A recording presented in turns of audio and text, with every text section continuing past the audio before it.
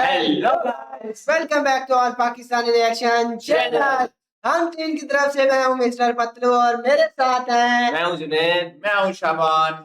आज की जो भाई वीडियो लेकर हैं बहुत ही धमाकेदार वीडियो होने वाली और धमाकों वाली वीडियो होने वाली भाई। यार कौन से धमाके तू अकेला कर ले, हम तो नहीं करेंगे क्योंकि हम तो उठ के जा रहे हैं भाई। क्यों, क्या हो गया? क्योंकि तू कभी तो अश्लीलियत से बाहर नहीं निकलता, कभी तू कभी आतंकवादी आतंकवादी बन जाता है। वीडियो ले आता है। तू है भाई, क्या चाहता क्या है? मैं अपनी जो ऑडियंस है ना हाँ। उनके लिए ऐसे वीडियो लेकर आता हूँ जो किसी ने ना किए हो। ओ, यानी कि तुम चाहते हो कि तुम्हारी जो वीडियोस, तुम्हारे चैनल पे जो वीडियोस होती है वो किसी और किसी channel पे- रिएक्शन चैनल पे नहीं होगी।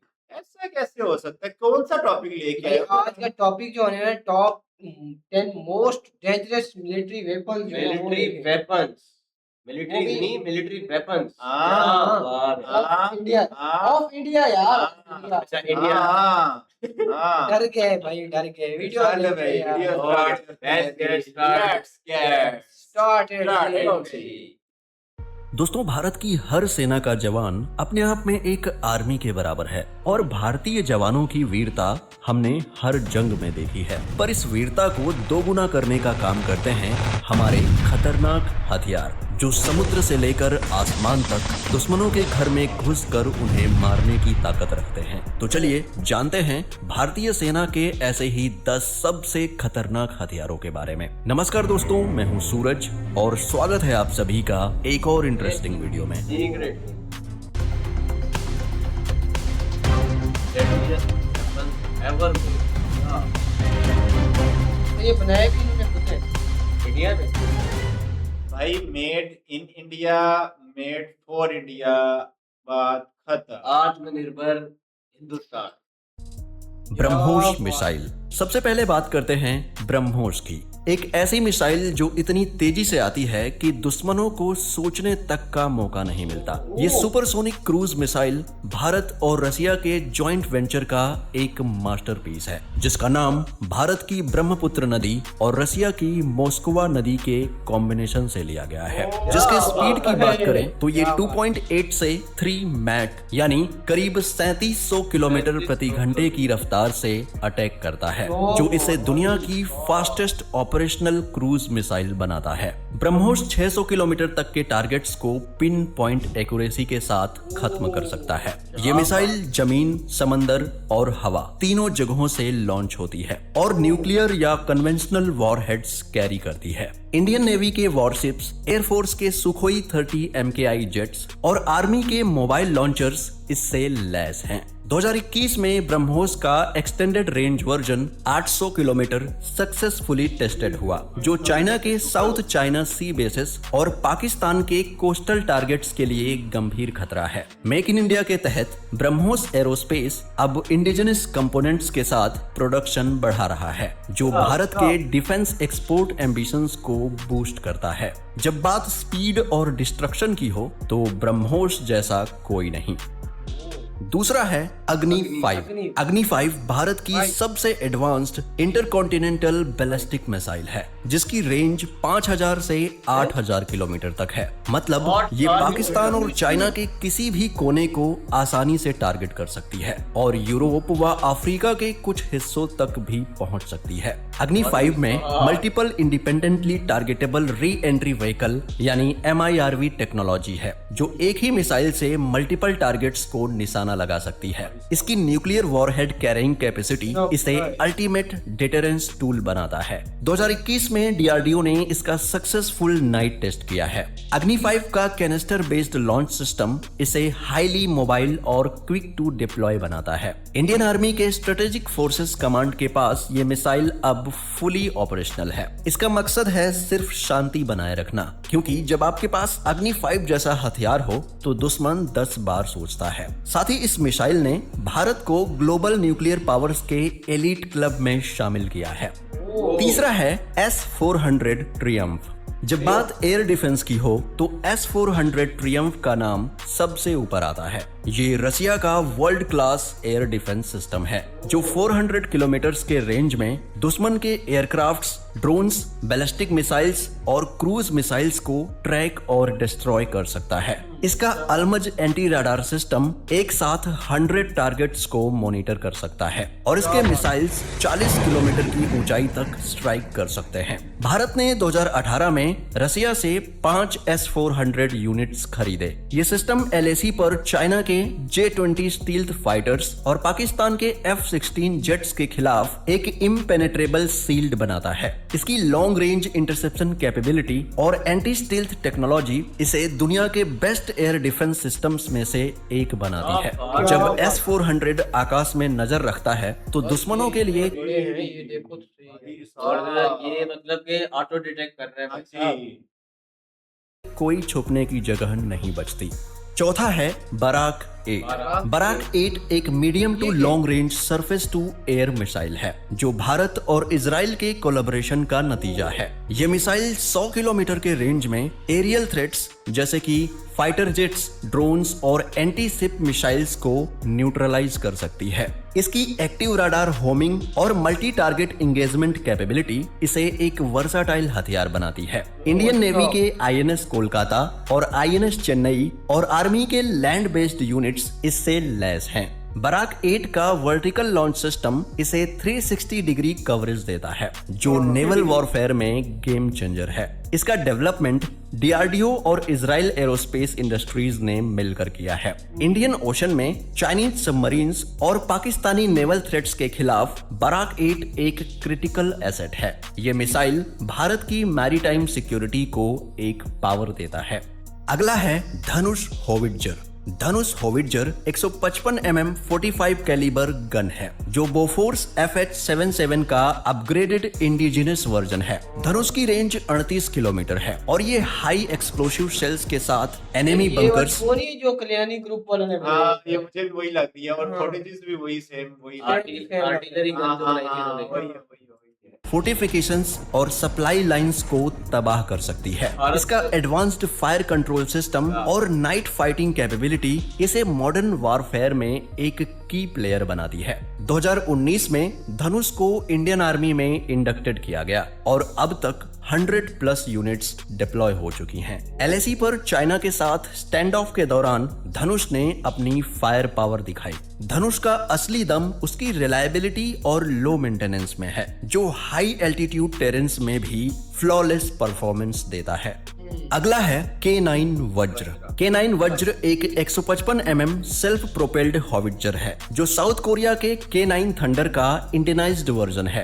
ये स्पेशली डेजर्ट और हाई एल्टीट्यूड एरियाज जैसे लद्दाख के लिए डिजाइन किया गया है। इसकी रेंज 50 किलोमीटर तक है और ये हाई एक्सप्लोसिव सेल्स के साथ एनिमी टैंक्स और फोर्टिफिकेशंस को निशाना बना सकती है। K9 वज्र की mobility, fire on the move capability और एडवांस्ड इलेक्ट्रॉनिक्स इसे एक वर्साटाइल हथियार बनाते हैं। इंडियन आर्मी के पास 100+ यूनिट्स हैं जो LAC पर तैनात हैं। लार्सन एंड ट्यूब्रो ने इसका इंडिजिनस प्रोडक्शन किया है जो भारत के डिफेंस मैन्युफैक्चरिंग को बूस्ट करता है। सातवां है Rafale fighter jet. Rafale France का मल्टी रोल फाइटर जेट है जो इंडियन एयरफोर्स का क्राउन ज्वेल है। इसकी टॉप स्पीड 1912 किलोमीटर प्रति घंटा है और ये एयर टू ग्राउंड और एंटी शिप मिशंस परफॉर्म कर सकता है। राफेल मेट्योर मिसाइल्स जिसकी रेंज 150 किलोमीटर है और स्कैल्प क्रूज मिसाइल्स से लैस है जो इसे लॉन्ग रेंज प्रिसीजन स्ट्राइक्स के लिए आइडियल बनाते हैं। 36 राफेल जेट्स अंबाला और हसीमरा एयर बेसेस पर तैनात हैं। सर ये जो जेट होते हैं इनमें तो मखसूस ही रखे हुए होंगे जो लगाने के लिए मिसाइल की 3-4 यल की जितनी कैपेसिटी होती है उस हिसाब से। तो भाई फिर ये 4 के बाद क्या करते हैं? फिर ये नीचे उतरते हैं फिर दूसरे ले जाते हैं क्या? तो भाई इतने टारगेट होते हैं, एक फाइटर जेट थोड़ी ना हवा में होता है, कितने ना जाने कितने फाइटर जेट मल्टीपल होते हैं भाई। और हर एक की मेरे ख्याल में ना उनको स्पेसिफिक टारगेट दिए जाते हैं इसलिए क्योंकि मखसूस होते हैं ना। 2020 में LAC पर चाइना के साथ राफेल ने अपनी एयर सुपीरियरिटी दिखाई। इसका AESA राडार यानी एक्टिव इलेक्ट्रॉनिकली स्कैन्ड एरे और electronic warfare suit enemy defences को इजीली बाईपास कर सकता है। राफेल का इंडक्शन इंडियन एयरफोर्स को दुनिया की टॉप एयर फोर्सेस के बराबर ला खड़ा करता है।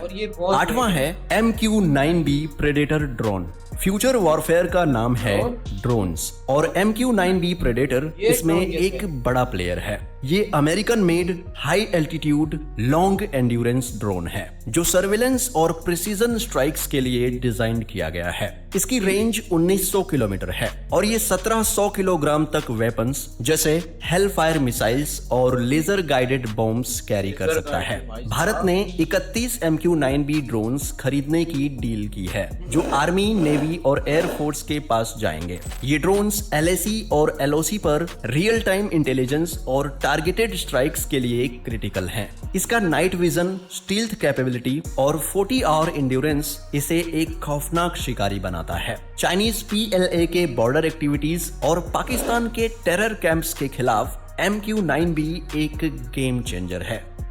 अगला है T-90 Bhishma tank. T-90 Bhishma Indian army का मेन बैटल टैंक है जो रसिया के T-90 का इंडियनाइज्ड वर्जन है। इसका 125 mm smooth bore gun anti tank missiles और हाई एक्सप्लोसिव सेल्स फायर कर सकता है। इसकी रिएक्टिव आर्मर और laser guided fire control system इसे मॉडर्न वॉरफेयर में एक फॉर्मिडेबल मशीन बनाते हैं। इंडियन आर्मी के पास 2000 से भी ज्यादा T-90 टैंक हैं जो राजस्थान के रेगिस्तान और पंजाब के मैदानी इलाकों में तैनात हैं। पाकिस्तान के अल खालिद टैंक्स के खिलाफ T-90 का परफॉर्मेंस कमाल का है। इसकी नाइट फाइटिंग कैपेबिलिटी और हाई मोबिलिटी इंडियन आर्मी को ग्राउंड वॉरफेयर में डिसिसिव एडवांटेज देती है। Ordnance factory board of DRDO ने इसके इंडिजिनस अपग्रेड्स किए हैं जो सेल्फ रिलायंस को प्रमोट करता है।